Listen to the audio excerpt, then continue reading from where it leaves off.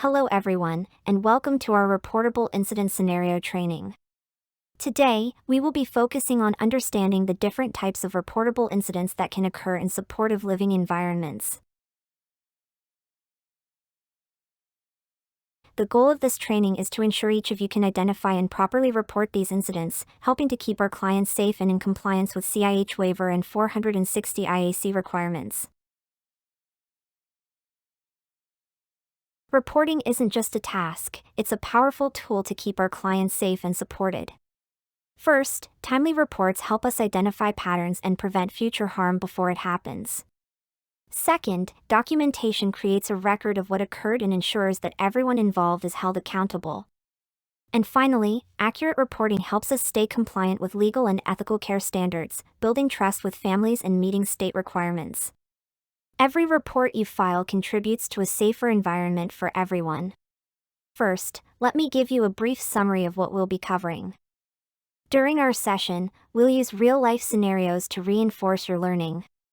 By working through these examples together, you'll not only gain a deeper understanding of each reportable incident type, but you'll also practice how to recognize and respond to these situations in your daily work.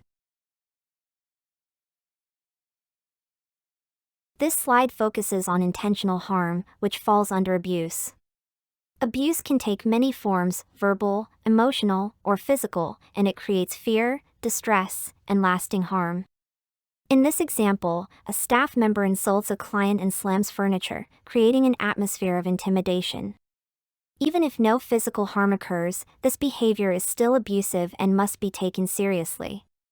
Any action that causes a client to feel unsafe or threatened should be recognized, reported, and addressed immediately to protect their well-being. This slide focuses on neglect, when care is missing. Neglect happens when essential needs are ignored or when staff fail to follow a client's care plan. This might include missed hygiene assistance, skipped meals, or not providing proper supervision. In this example, a client with epilepsy is left alone for long periods, even though their care plan requires regular supervision. This kind of oversight significantly increases their risk of harm, especially during medical emergencies like seizures. Neglect isn't always intentional, but the impact on client safety is serious and must be addressed immediately through proper reporting and corrective action. This slide focuses on exploitation and financial abuse. Exploitation happens when someone takes advantage of a client's trust, vulnerability, or resources for personal gain, often at the client's expense. In this example, a staff member borrows a client's credit card to make personal purchases, with no real intention of paying it back. This is a clear violation of trust and a serious form of abuse. Anytime a client's finances or property are misused, it must be reported immediately. Protecting vulnerable individuals from financial harm is just as important as protecting them from physical harm.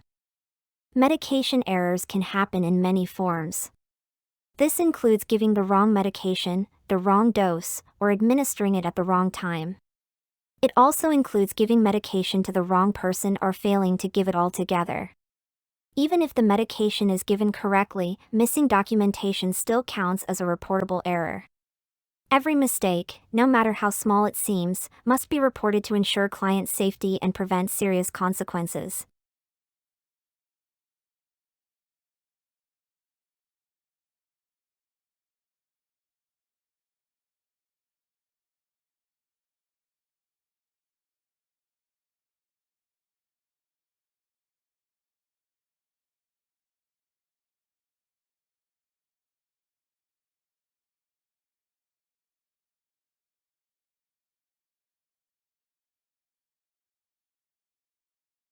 Supervision failures happen when the necessary level of monitoring isn't maintained according to a person's care needs.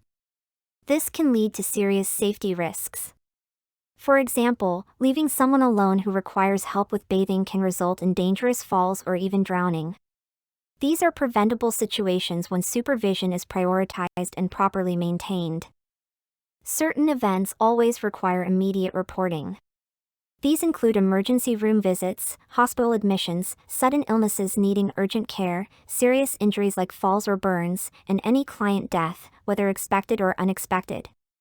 Prompt reporting ensures appropriate action and follow-up for everyone's safety. PRN, or as needed, medications must always follow the doctor's orders and specific protocols. They should never be used casually or for staff convenience. A common misuse is giving anxiety medication every day without proper assessment, essentially turning it into a routine medication without approval. This practice puts the client at risk and violates medical guidelines. Peer conflict includes any situation where clients show aggression, make threats, or cause harm to one another.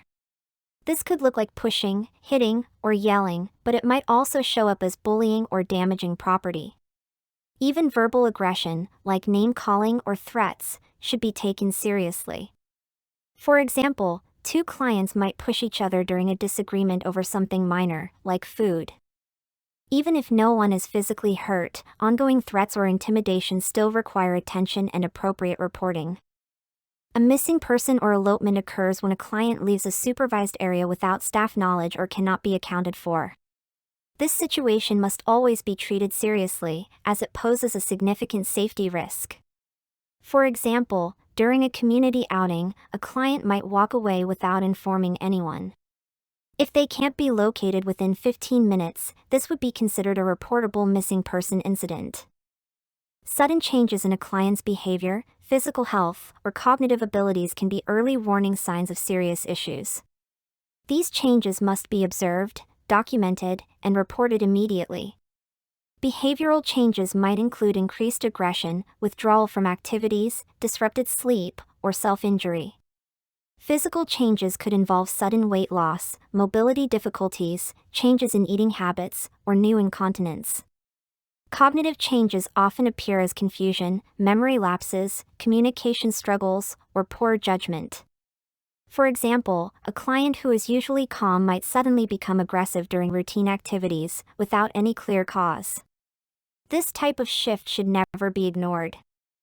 Environmental hazards are any unsafe items, conditions, or areas that can put clients at risk. These must be reported right away to prevent potential injuries. Some of the most common hazards include exposed electrical wires, broken furniture, wet floors without warning signs, improperly stored chemicals, and blocked fire exits or disabled alarms. As an example, loose electrical cords in a common area can create both a tripping hazard and the risk of electric shock. Spotting these risks early and taking action helps maintain a safe environment for everyone. Recognizing the warning signs of suicidal ideation is critical. Verbal or behavioral indicators, such as talking about wanting to die, giving away possessions, researching self-harm, or showing extreme hopelessness, must never be ignored. If someone says things like, "I don't want to live anymore" or "everyone would be better off without me," this requires immediate action. The response protocol is clear: never leave the person alone, remove anything they could use to harm themselves, notify a supervisor right away, and if there's immediate danger, call 911 or crisis services. Document everything you observe and any actions taken. This slide focuses on staff violations, actions that put clients at risk or break organizational policies. These include failing to follow care plans, working without the required certifications, or using unauthorized restraints. Other examples include breaching confidentiality or working under the influence of drugs or alcohol. Every action listed here poses a serious threat to client safety and violates expectations for professional conduct. Reporting these concerns is essential to protect those in our care. How we will use scenarios in today's training: we will read through a series of scenarios together. After each one, you'll have a chance to consider which type of reportable incident is described, based on the definitions we just reviewed. Please write your answers on the line provided beneath each scenario. These exercises are designed to help you recognize the sometimes subtle differences between types of incidents and ensure that you know exactly what needs to be reported and why. Remember, your actions and attention to detail can make a critical difference in the safety and well-being of those we support. If in doubt about whether an incident is reportable, always err on the side of caution and report it. Let's get started. This training is designed to help you recognize and respond effectively to real-life critical incidents within a home care setting. Through this guide, you'll learn how to identify, document, and properly address situations that impact client safety and well-being. Understanding these responsibilities is key to maintaining a safe and supportive environment for those in our care.